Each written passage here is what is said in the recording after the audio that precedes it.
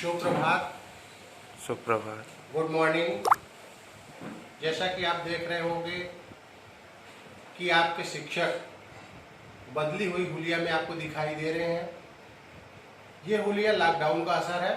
कुछ दिनों में इसका भी असर खत्म होगा और आपके शिक्षक पूर्ववत अवस्था में दिखाई देंगे। आज चूंकि हम अध्ययन अध्यापन की नए सत्र की जानकारियां लेने देने का कार्य करेंगे, अर्थात अध्ययन अध्यापन शुरू करेंगे, तो सबसे प्रथम बात यह कि आपके ये जो शिक्षक है आपको रसायन विषय की जानकारी देंगे। और रसायन विषय जो है वह पदार्थों का विज्ञान है, साइंस ऑफ मैटर्स। अब प्रश्न यह उठता है कि पदार्थ है क्या। तो ऐसी चीजें जिनमें तीन विशेषताएं पाई जाती हैं: द्रव्यमान का होना, आयतन का होना और ज्ञानेंद्रियों से पता लगाए।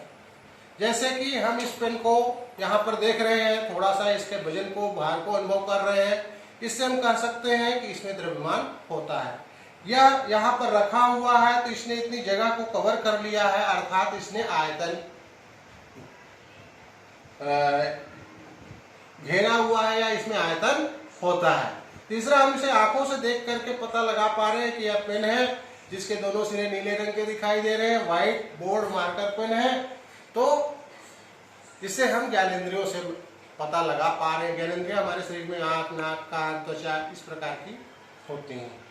अब अगर इसी आधार पर हम देखें इस कक्ष के अंदर, इस कक्ष के बाहर कौन सी चीजें पदार्थ है, कौन सी चीजें पदार्थ नहीं है, तो कक्ष के अंदर हम देखते हैं तो जैसे कि ये दीवार है, ये अलमारी है, ये ब्लैक बोर्ड है, ये पेन है, पेन, मार्कर पेन, कपड़ा, किताब, कॉपी, ये सब क्या है, पदार्थ की विशेषता रखते हैं और ये पदार्थ की श्रेणी में आते हैं।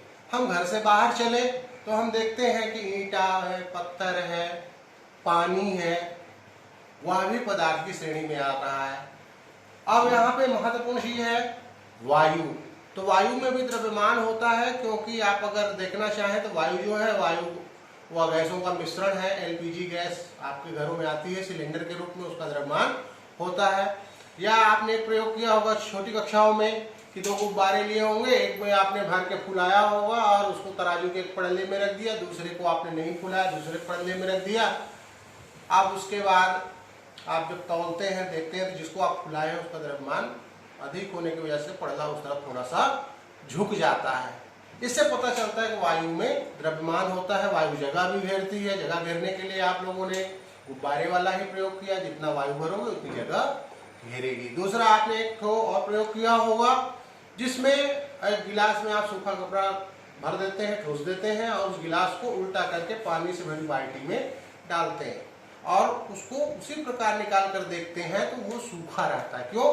क्योंकि उसके अंदर भरी हुई वायु बाहर नहीं हुई। लेकिन जैसे ही दोबारा आप गिलास को अंदर डालते हैं और उसको थोड़ा सा गिलास को टेढ़ा करते हैं तो गिलास के अंदर की वायु बुलबुले के रूप में बाहर आती है और उसकी जगह को पानी घेर लेता है और वो कपड़ा भीग जाता है। इससे पता चलता है कि वायु में भी वायु स्थान घेरती है, अर्थात वायु में आयतन होता है। और सामान्य जब हम लोग चर्चा कर रहे थे अभी, तो हम लोगों ने देखा कि इस सृष्टि में अधिकांश चीजें जो हैं इस ब्रह्मांड में जो दिखाई दे रही हैं वो क्या है, पदार्थ है। अब दूसरी बात यह है कि पदार्थ नहीं है, तो आप लोगों ने चर्चा के दौरान अभी जैसे कहा कि भाई ये जो प्रकाश है वो पदार्थ नहीं है, विद्युत जो ऊर्जा आ रही, करंट आ रहा है, ये पदार्थ नहीं है। बिल्कुल ये पदार्थ नहीं है, बल्कि ये ऊर्जा के रूप है। और रसायन विज्ञान में पदार्थ और ऊर्जा के अंतर संबंधों का अध्ययन किया जाता है। इन सब की जो चर्चाएं हैं उसको हम अगली कक्षा में करेंगे कि रसायन विज्ञान का जो क्षेत्र है वह कितना व्यापक है और यदि हम रसायन की जानकारी रखते हैं तो हमारा कैरियर किन किन क्षेत्रों में बन सकता है, हमारी जानकारी का उपयोग कहाँ कहाँ हो सकता है, इसकी चर्चा हम अगली कक्षा में करेंगे। और ऊर्जा के संबंधों की भी चर्चा अगली कक्षा में करेंगे। आज के लिए इतना ही। धन्यवाद।